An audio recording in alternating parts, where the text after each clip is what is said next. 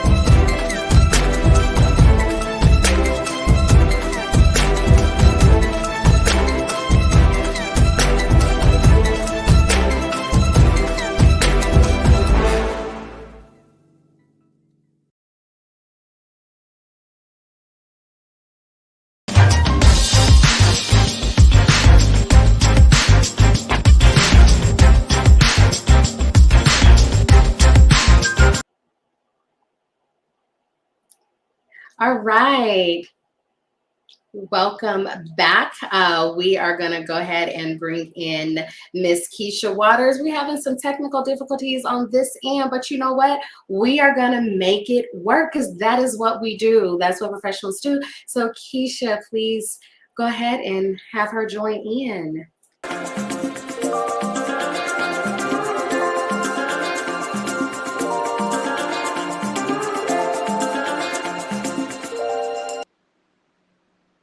Hi, Hello, darling. How are you?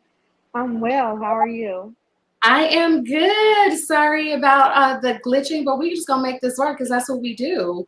hmm So, Kisha, first off, you know I'm so honored and happy to have you on the show.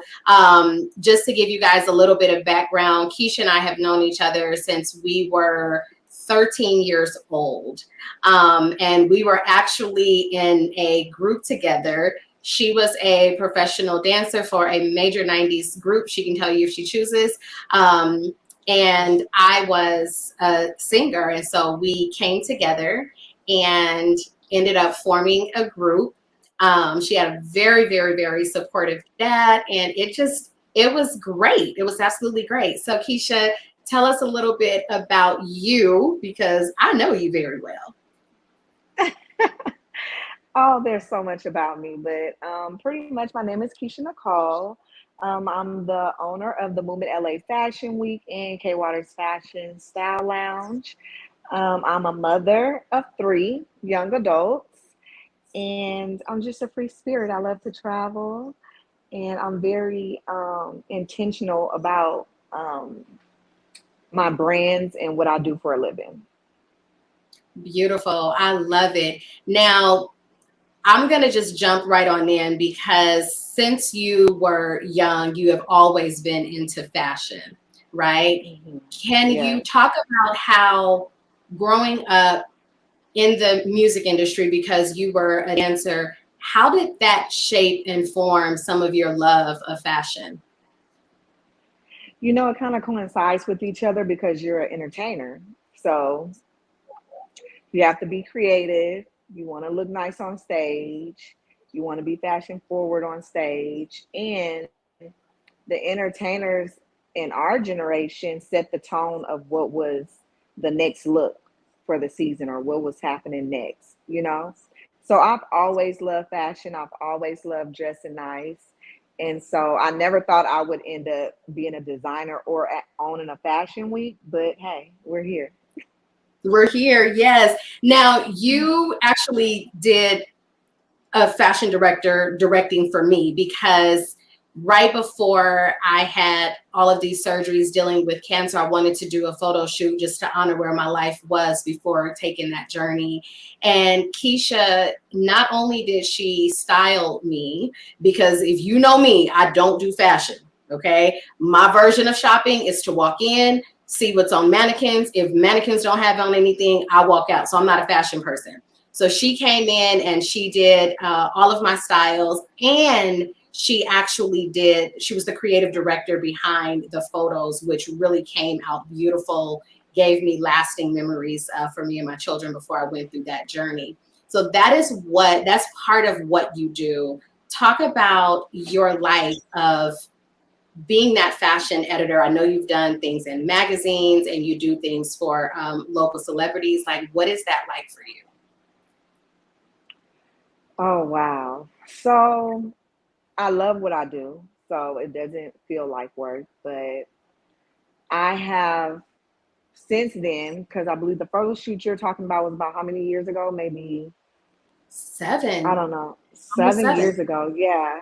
So as of now, I don't do any styling. Okay. I just design and push out my collections, and then I give other emerging designers an opportunity to show their collections during LA Fashion Week.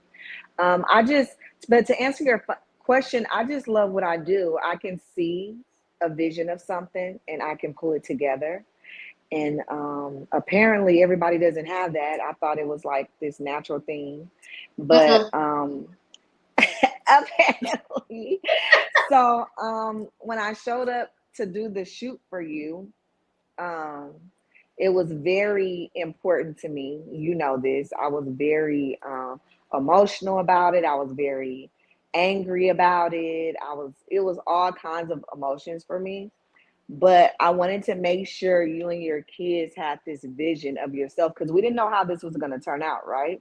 Right. So I wanted to make sure that yourself and your children's have this vision of yourself before everything that you had to walk through. So when I thought about the shoot, I just thought about like peace and love and just the fact that you have been taking care of the kids with just you. I wanted to make sure that the vision in the picture showed that you have these beautiful, respectful kids, and there's one person raising them. And now she's about to go through this journey, which pretty much to me made you a more amazing woman. But the vision for it for me was more like nature. As a matter of fact, I think we went outside, right? We You went did. outside and we did the pictures. And so with all of my clients, I just read into whatever their story is right now in the moment that we're getting ready to do the shoot, like, you know, and then I go from there. Now with you, I didn't do like a mood board and send it to you and all that, but for the most part, when you have a client, you have to go through all of the process to make sure they're okay with everything that you come up with. But I love what I do. Yeah, you know, for me, it was just like, hey, Kisha, take it away. I wanted no part of it. Just tell me when to show up, She when to pose, did. when to smile, and take the picture. So you have full range when it comes to me.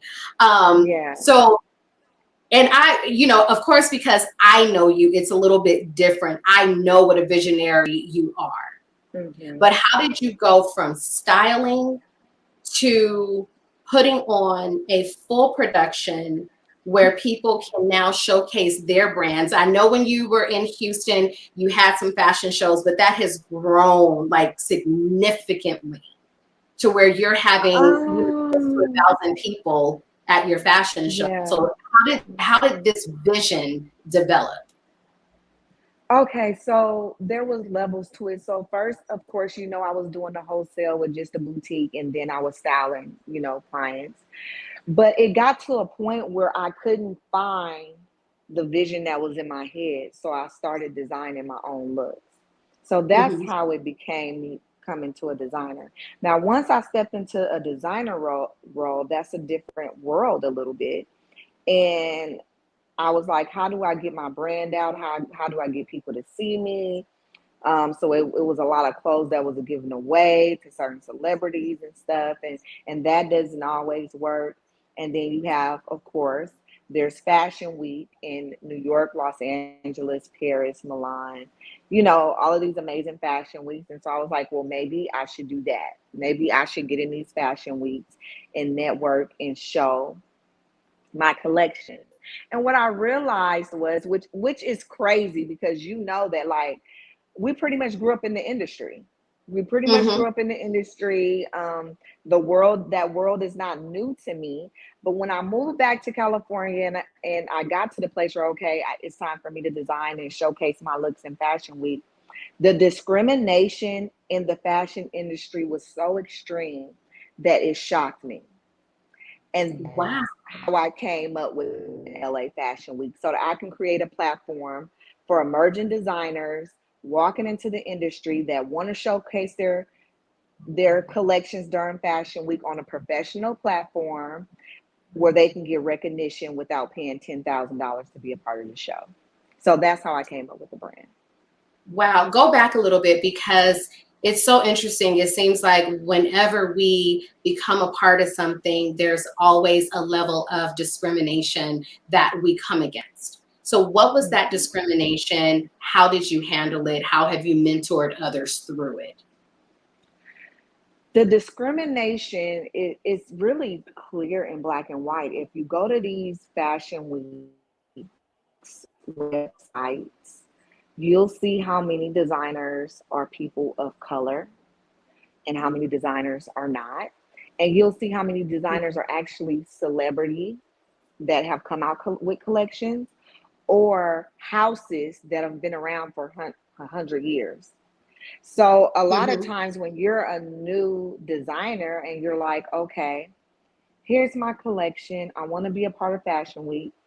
It's not that it's a no. Let's be clear. Because it's not always, for me, it wasn't that it's no.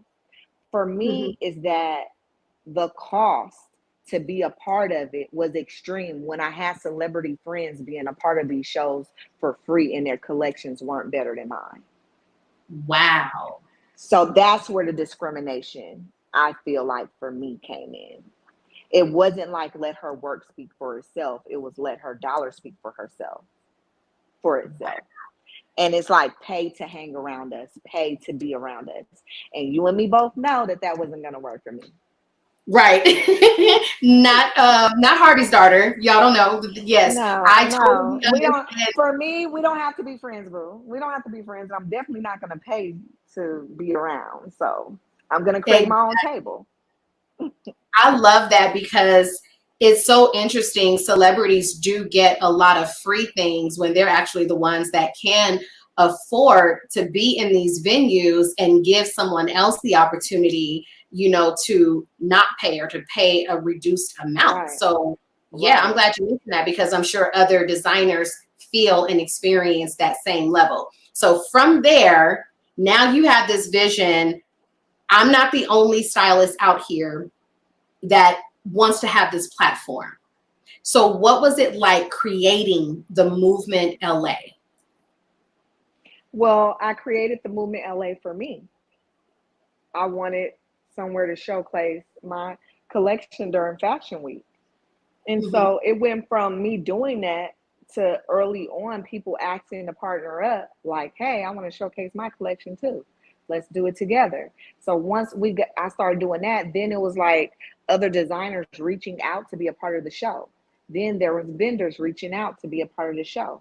By the time my second show, the first show we're going to start at California. We're not going to even go to Texas because Texas was way more supportive in the beginning than California. Mhm. So my first show had 30 guests. I was so excited and grateful. And that's the key. I want to go ahead and throw that out there for people that are building their brands and starting. The key for your growth is your gratitude. I was Beautiful. so grateful, like for those 30 people that was there at the show. I was grateful. It was me and two other designers. And I was just so happy about it. Was just this little bitty spot in Santa Monica, and it was just nice. By the time that second show came around, it was 250 guests. That's when I started being set on me because it wasn't that it was just 250 of anybody type of guests. These were like celebrity stylists and stuff, and they heard about the upcoming show. I didn't know these people personally, honestly. And so by the time the third show came, it was 500 guests. And so it just kept growing. I can honestly say the movement LA took on wheels of its own. It just, Mm. it has been the easiest brand. It's easier than my fashion brand. It's easier than my lifestyle blog, Khalifa Beauty Bar, by with Kisha. It is the easiest brand to run because it's the brand that helps people the most. So people Right. they hasten to that. I love that. Now, one of the things that I came to one of your fashion shows, and what I liked most, and I feel like you were doing this even before mainstream started to do it. You had models of different shapes, sizes, heights. Like it was a variety of real looking people who look like they actually sat down to eat more than a piece of lettuce and a tomato. These were real people. Is that something that spoke to you where you're just like, you know what, in these fashion shows, I don't want to discriminate where we only can have women 5'7", 100 pounds? I don't think in the beginning I initially thought like that. I think that if you come to my casting and I like the way you walk and you carry yourself well and you're professional and you have a passion to be a model, then I'm giving you the opportunity to walk in the show. So that's where it came from. And a lot of times that's not the case with other fashion weeks. And there's reasons for that. So I'm not going to just bash them for that. It's definitely reasons for that. But with my shows, you have to think about it. For the most part, I try to have one plus size designer. So that Mm-hmm. opens the door for those models to come in. I have a kid designer that opens the doors for shorter models to come in so that they can show their collection. You know what I Right. mean? Yeah. Absolutely. I love that. That was one of the key things that I noticed when I attended. It was like, oh, there's so many different types of people here. And now I see it more, in mainstream because like the Rihannas have come out and they're putting different people out there. But for Yeah. me, it started with you. That was the first time I actually saw It different was size it was clothes. yeah, absolutely. It was important to me to also have tall yet curvy women Mm-hmm. because for the most part, when I say curvy, I'm not necessarily talking about plus size. I'm just talking Right. about just like a voluptuous woman um, that carries herself well because for the most part, that's the reality of this world. You know what I'm saying? Like Yeah. that's so that it was important to me for me to show that because that's how the women look in my family. That's how and I consider them beautiful, and Exactly. I feel like the world considers them beautiful. I think Yeah. that we have to stop following trends from people that don't come from where we come from. It doesn't Oh, say work. that again. It doesn't work. How are we following trends from people that mimic our culture? We're the Mhm. we're the thing. We're it. Right. And I think Absolutely. it's hard for people to realize that. And that's why when you have a black high-end designer that's selling a blazer for $300, it's that's too high.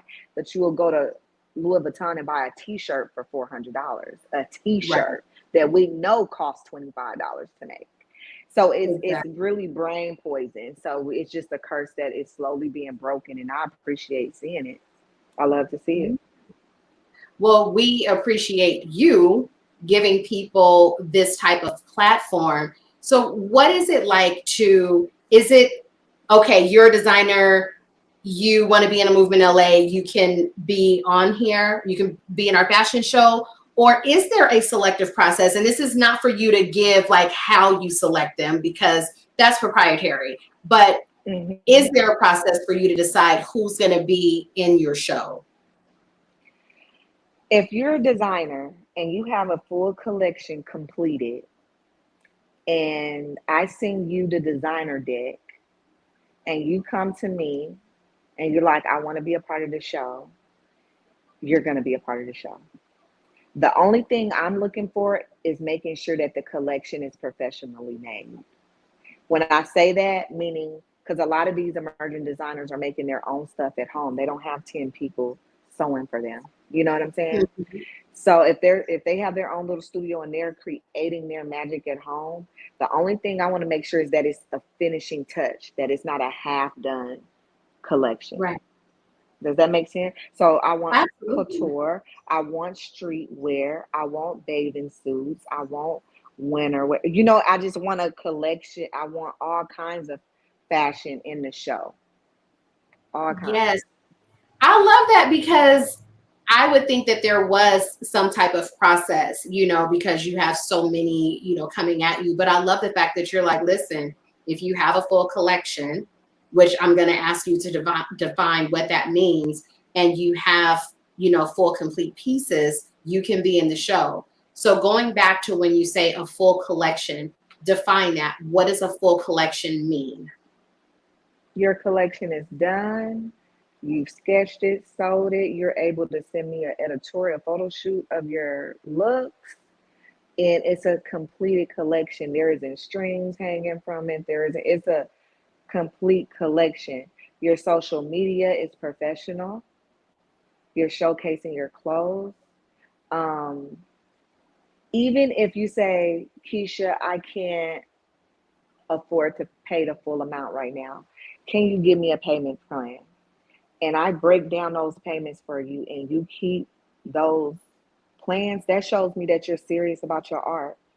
because I don't Mhm. charge you a lot. But I understand that some people just don't have it all at once. There's a lot going on in this world. You know what I'm saying? So that shows me that you're more serious to me than the person that comes to me that has a little clout and they want my platform for free. I respect the designer that's willing to pay to get to where they are. And when I Right. say pay, I'm not just talking about the financial part. I'm talking about every part of the process, showing up to the casting call, picking out their models, every part of the process, and really being emailing me, making sure that they have all the information they need. And they're just serious about being a designer. They're serious and Yeah. they're appreciating the platform. Those are the designers that I take to. Got you. So Now, I've said no to designers that I felt like wouldn't appreciate it. oh, good. I love that. Now, does a person need to have a certain amount of pieces, like a certain amount of looks to Yes, be able to walk the runway? yes, How they many? do. Our minimum is 12 looks. Okay. Okay. Mhm. Awesome. That's so beautiful. Now, you don't just have a whole runway of people. You actually bring in local artists that can sing and rap and perform. So you're now not only giving um, a fashion designer an opportunity, you're now crossing into the music industry to give them a platform to showcase their music. What is that like for you? That's the easiest part because normally I'll see if I like the artist, I'll watch their performances, I'll go to their YouTube, I'll listen to their music. So I know more about them than they know about me before they hit the stage, you know. They show up, they're excited to perform in front of an audience of 500 people, and then they it's easy. That's the easy part, the performers. Right. Like About how many that is so performers do you allow per I fashion show? two, Okay. two. All right. So talk to the person out there that's like, wait, I'm a performer. Like, I want to be able to perform. What are you looking for in that performer? Honestly, um, stage presence, a little bit of experience. So even though these are performers that maybe the whole world don't know, for the most part, these are performers that have been performing for a Okay. little bit now. So I know that they can sing. If the music cuts and there's something weird going on with the DJ, they can still sing and sound good, you know. If they're a rapper, then they're really good at what they do. But I have to like you, honestly. I have to like you. I have to like the sound of your music. That part of it is kind of biased and personal for me because I have to like it. I don't want to put you in front of a room full of people and I don't even like it. Now, with the designers, it's a little different. I don't have to like your collection to see that that's a well put together collection. Ah, that's interesting. Okay. Hmm. So I'm not going to ask, like, are there some that you don't like? Because that ain't my business. Don't do that. Don't do that. Don't do that. No, I'm not gonna do that because that is not Tasha Champion's business. But I just really respect that you have created such a platform. And the reason why I'm going back to that is because, again, Kisha and I go way back to when we were 13. So to see, you know, you've been on stages pretty much all of your life, and now you've brought other people along to be on the stage. And these are like really good collections. This is not just your run-of-the-mill t-shirt and jeans that people are running ripping the runway on. Like, these are full on, for me, I would consider it high fashion clothes. Like, people are putting a lot of thought into these looks and they are producing a good collection. When someone is on the runway and they have their collection, are those items immediately available for people to purchase? Normally, that's normally based on the designer, but for the most part, yes, yes, they're runway ready. So, like, let's say you come to my show, you see some pieces of my collection, you like them. and you go to my website and you're like, I don't see them there, right? I don't see these particular pieces on the website. It's probably because I'm probably going to upload them after the show, but I'm at the show. Walk up to the designer, introduce yourself, ask to purchase the piece. 99.999% of the time, they're going to sell you the piece because they have the sketches, they have the backups at home. So 99% of the time, you can shop that off the runway. Look, and a lot of people do it. A lot of people do it more than people think. That's actually really good because I had wondered that, and I saw, I think when my daughter had modeled, because she was one of your models one time, and I saw some pieces, and I'm like, oh, that's actually really cute because again, I have to see something in order to want it. Oh, God. And and I am one of those people. Well, we're just happy that she's not wearing all black every day. We're just happy for that. Oh, are you telling us the past? Yes. Black was her thing. And yes, guess what? Black is, little do you know, Tasha, black is very much chic and high fashion and classic and classy. Like, we love that. But Tasha don't care. Tasha. She's telling y'all some truths about me right now. But she don't do it because it's classy and it's high fashion. She do it because she don't feel like looking for something to wear. And it's the easiest thing for her to do. But I'm happy to see you've been wearing color lately. I'm like, she's giving a little razzle dazzle here. Yes, I am. And I have to say, yes, I am a person who is like black from head to toe. Like if I'm going to pick something out, I can see it in a color. I can see it in black. It's coming home with me in black.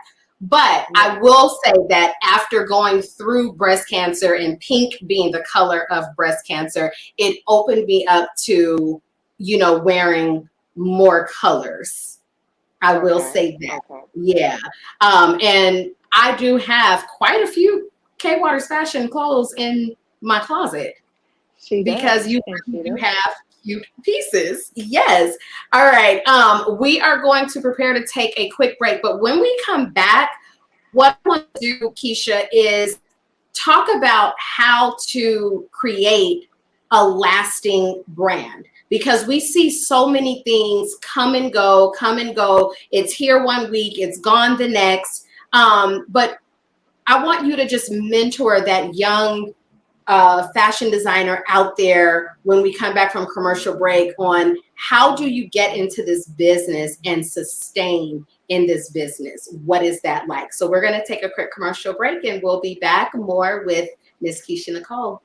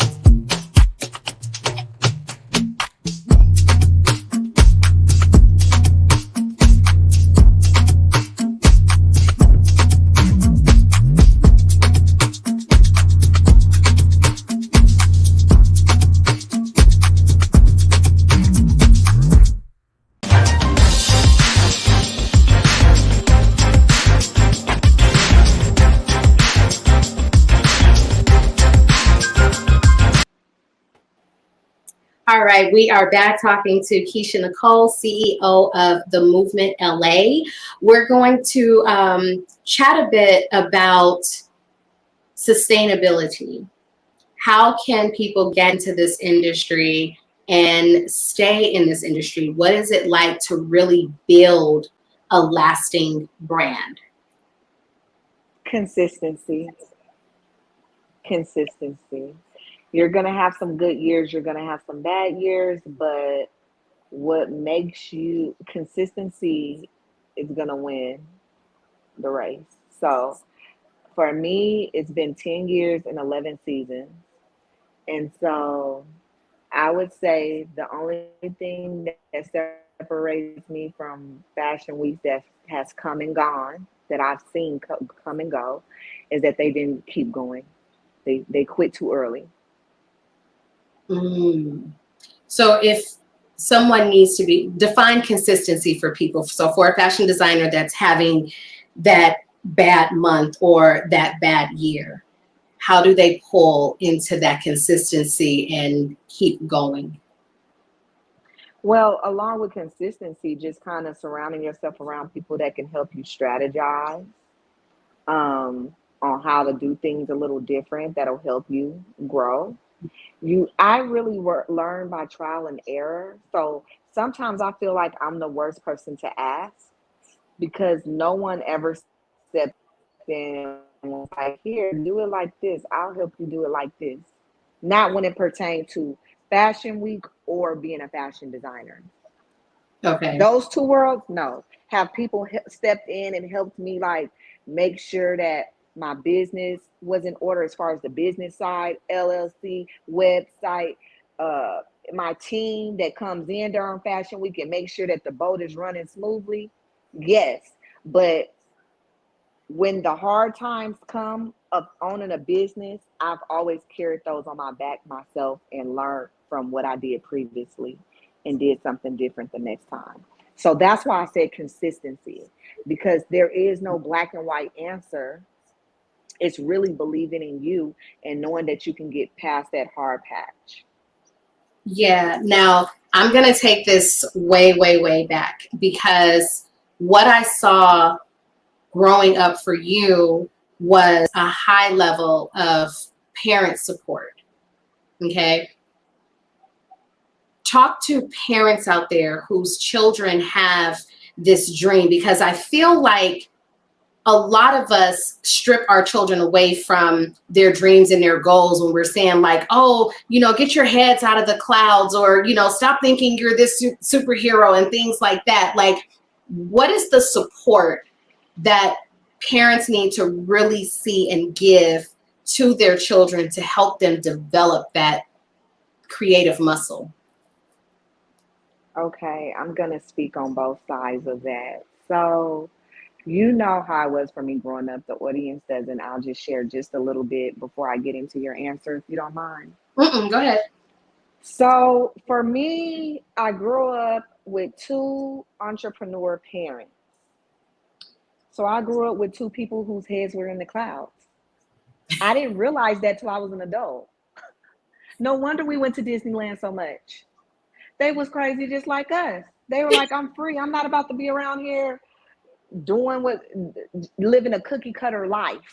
You Mm-hmm. understand what I'm saying? So my mother owned three beauty salons in Los Angeles. My father was a professor for a little bit at USC. Then he owned his own trucking company. And I for me, I felt like my parents wanted their children to be even more free than they were. Wow. So when you want that for your kids, you start looking at the things that you've done and you've been through, and you're like, okay, I'm going to apply this so that my kid has this in them. You understand? And Mm-hmm. every kid may not take to that because it's five of us. You know what I'm saying? So for me, it was little things like maybe somebody was bothering me at school, and then finally I snap and get in a fight, and my dad coming up to the school asks me what happens in front of the principal and other parents. I tell them, they confirm that that's the truth, And he's like, if you're going to suspend her, let me know now so I can take her to get ice cream. And if your child hits my child again, they're going to fight again. See, sometimes we got to know when to have our kids back. We got to know that, like, it's not just what other people say. That's a form of support. Right. That doesn't have anything to do with their grades. That doesn't have anything. Support is like, this person believes in me when they see something in me that I don't see in myself, right?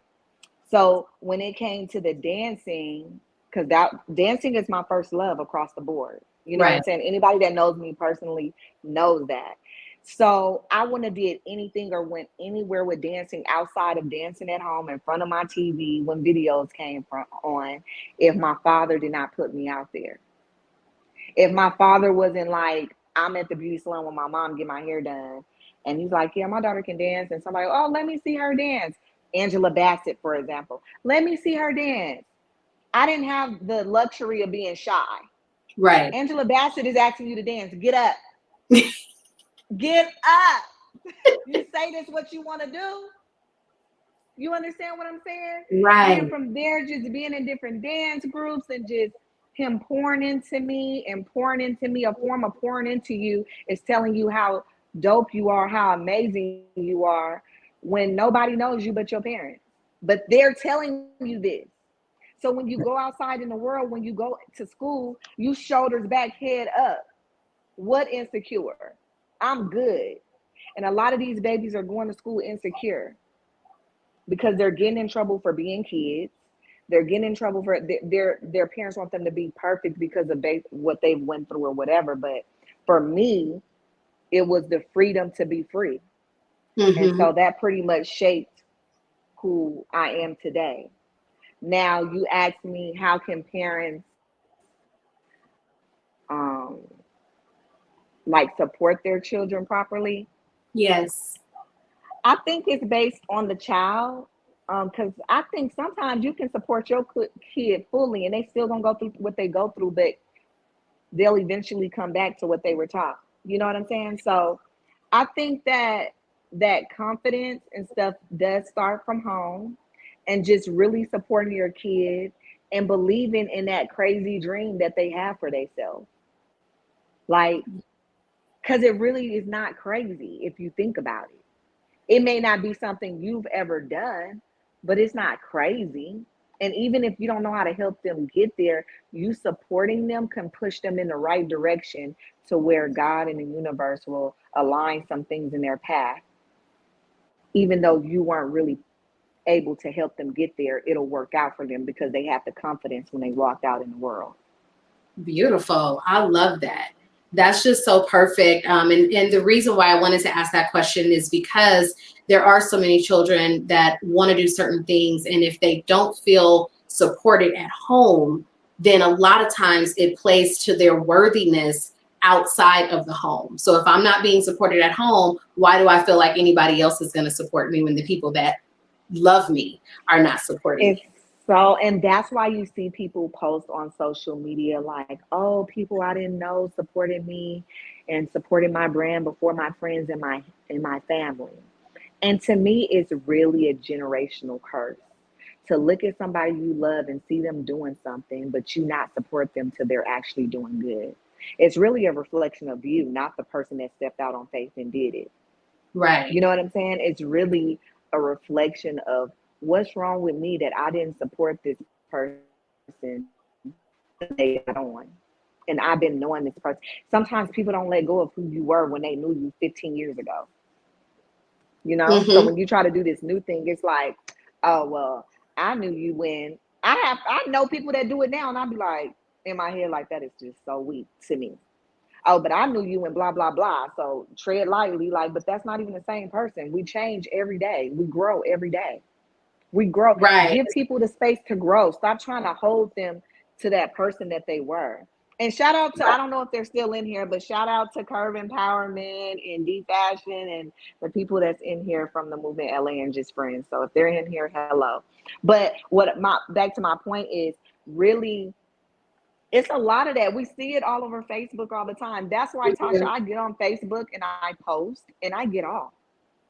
That's really my thing. I know people are like, Kisha don't really like my stuff, or I post and I get off. Post and Because go. the more post and go. Because once you get it scrolling takes you down this rabbit hole that is unbelievable on Facebook. It is an unbelievable rabbit hole of stupidity. You either gonna see stupidity, death, RIPs, Mm-hmm. judgmental people, and people talking about celebrities that they don't know personally and arguing with other people about it. So I post and go. I Use love that, use that as your snippet. that. Right. Post and go. Now, Every once in a while, I'll post something on like happy birthday to a family member or a loved one. Then I'm out of there. right. No, I see exactly how you post, and you post and go. Now, I'm going to move into your other brand, because part of this was talking about these lasting brands and how to make a brand last. I think a lot of people need to know how. You also are the creator and founder of Luxury Boss Brunches. Okay. So talk about what that is and how long you've been doing these brunches. Okay, I've been doing the brunches for about 6 years now. At first, it was official bosses brunch, and that took on legs of its own to where people started like taking the name and just adding their name in front of it. You know what I'm saying? And then luxury bosses brunch is really, and I think I mentioned this at the last brunch, Tasha, it's really a love offering. Luxury bosses brunch for me is a love offering.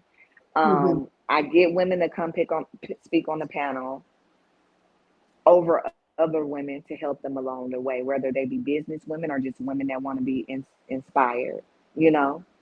And that brunch came along. I had a partner early on. We partnered together to do it. Now I do it by myself, and I just think that sometimes you need to hear from your peers that they go through the same stuff too. And that, Yes. because on social media, everything looks so perfect. Nobody sees the crying, the Right. praying, the Right. fasting, the consistent work, the not feeling like it some days, but still doing it, the Mm-hmm. knocking on the doors and the doors being closed in your face, the discrimination. Nobody sees that. All Right. they see is the love, the likes, the comments, the posts. The post, that's what they see. And Yep. in their head, that's your life.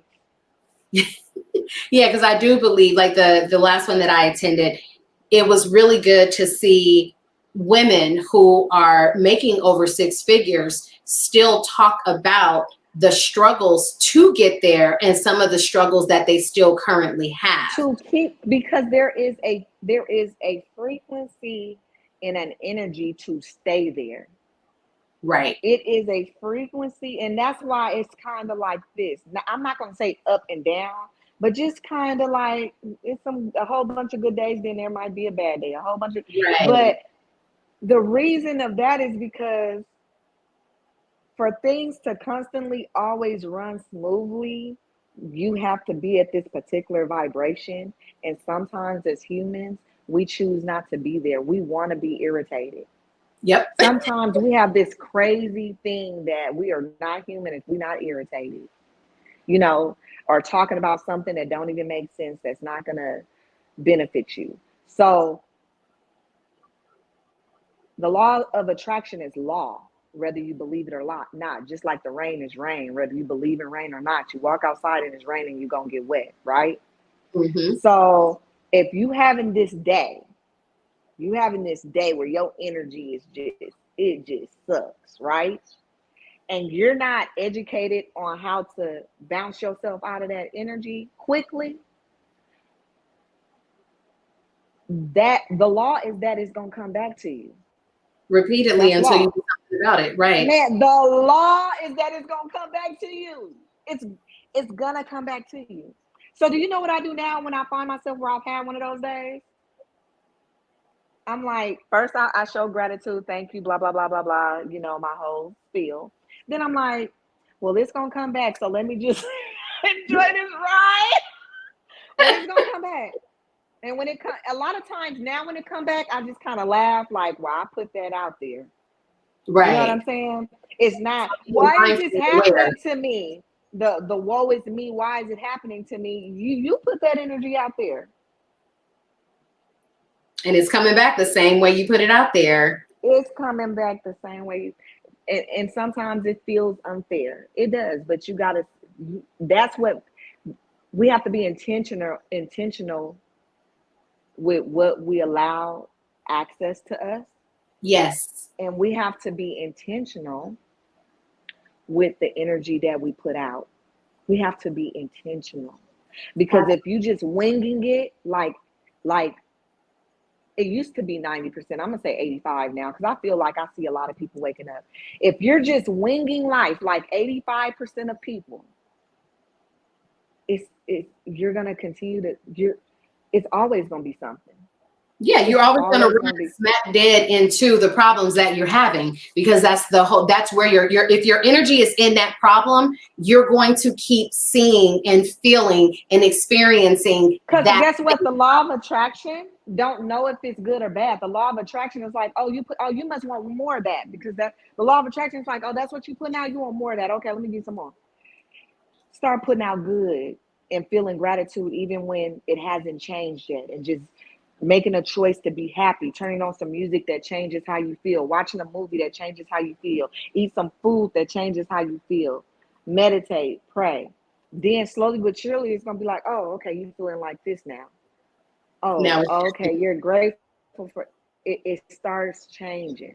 And I think the thing with some people is patience. right. It's gonna change. Have patience. Stay consistent. That goes back to what I said earlier about having a consistent having a business that's long lasting. Stay consistent. Stay Right. consistent. Water the grass where you want it to grow. That goes with relationships, romantic, friendships, business, Family. anything, family. Water it where you want it to grow. Because Absolutely. you know. She dropping these phenomenal jewels on this episode today. So before we're coming close to the end, and I want you just to speak to that fashion designer that's out there. Let them know, first of all, give them just some phenomenal jewels, some words of wisdom, but then also let them know what they can do to possibly be in one of your fashion shows in your fashion week. Okay. Well, we're gonna start with what they can do to be in one of the fashion shows. Is they're gonna have to pull up on me. They're gonna have to pull up on me and ask them questions, and and know that if it's worth, if it's worth it, if your brand, if you're serious about your brand, it is worth it to be in Fashion Week. You know what I'm saying? Mhm. So just to contact us, email us, DM us. And you may not get 100 questions answered in an email, because sometimes even with my assistant Jasmine and with me, we can read and see if you're just asking 100 questions just to ask. Right. So we're not going to do that today. But if you're serious, we're going to be there and we're going to help you. We're going to help you each step of the way. But not being afraid to ask questions is one of the biggest things. But let's see, some jewels for some designers. I mean, put your work out there. Post your work. Post your work. Use the proper hashtags. Believe in yourself. Take the proper steps to having a successful business. So it's important to invest in someone if you don't know how to do it. I would honestly, let me say this: focus on your design and your creativity. And I honestly would say, pay somebody to do your website, pay somebody to do your marketing, and you can get people that's where you are, network Mhm. across the table, like Issa Rae say, that's where you are, that's they're either going to do some trade for you or they're going to charge you within your budget. If you run across somebody and you're like, oh, they're too expensive, don't get discouraged. You're just not there yet. Their Right. price is not too much. You're just not there yet. It's steps that you take, you know? And sometimes God will bless you with somebody in your life that is like, you know what? I'm going to do this for you. And I'll charge you on the back end when I Yeah. see you making that money. You know, whatever it is. But you have to make sure to prioritize having your LLC, having everything in order, because the most hurtful thing to me is to see a designer create a look 2 years ago and then to see a bigger designer mimic their whole collection and make millions of dollars off of it. Right. And there's Right. nothing they can do about it. Wow. All right. So go ahead and drop how people can follow you, reach you, stay in touch. What can they do? Where can they find you? You can follow me on Instagram at Kisha Nicole, just like it's spelled here on the screen, _23. Or you can follow the Movement LA, just like it's, you know, like it's spelled, the Movement LA, on Instagram. You can go to our website, which is tmlafw.com. Purchase tickets to come to the next show. You might want to sit down and watch the show before you invest in being in the show, you know? So go to the website if you want to be a vendor, designer, sponsor. You can go to the website there or just simply purchase a ticket. So that's it. Yeah, October 16th. Keisha, thank Yeah. you so much You're for welcome. being my guest today. You know, I love you immensely. We have such a beautiful friendship. You have always been there to support me. Keisha was there when I woke up from surgery. She drove several times over 2 hours to get to me and just sit with me. Not even to ask how I was, you know, feeling in that moment, but just to sit with me. That's the friendship that we have always had. And I love you to pieces. You are such a phenomenal woman, and I appreciate you. And I appreciate what you're doing for other designers. So thank you for being on the show today. Thank you guys for watching. She is Shenomenal, and I will see you next week as we head into Breast Cancer Awareness Month and Domestic Violence Awareness Month. So it's going to be a lot of education in October. I'll see you guys next week. Have a beautiful day.